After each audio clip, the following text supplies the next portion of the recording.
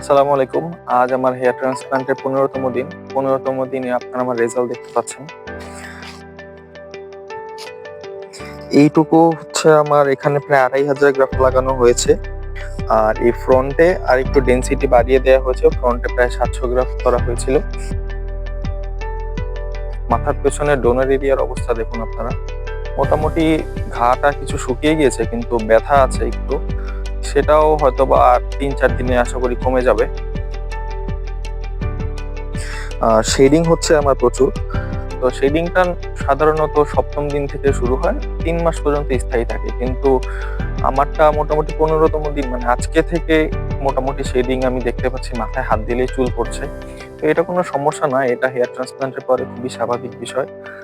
এটা হচ্ছে যে চুলগুলো পড়ে যাবে ওখান থেকে আবার নতুন চুল মোটা হয়ে গজাবে। শেডিং এর সময় ট্রান্সপ্লান্ট করা চুলের উপরের অংশটা পড়ে যায়, গোড়াটা ভিতরেই থেকে যায়। সেই গোড়া থেকে আবার নতুন করে চুল গজায় ৩ মাসের মধ্যে। এখন যে চুলগুলো পড়ে যাচ্ছে এগুলো আবার ৩ মাসের মধ্যে গজিয়ে যাবে, অথবা ৩ মাস পরে থেকে গ্রোথ শুরু হবে।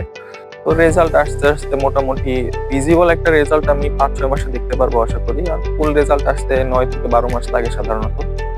তো আগামী ভিডিওতে আমি আমার ১ মাসের রেজাল্ট দেখাবো। আপনারা সবাই আমার জন্য দোয়া করবেন।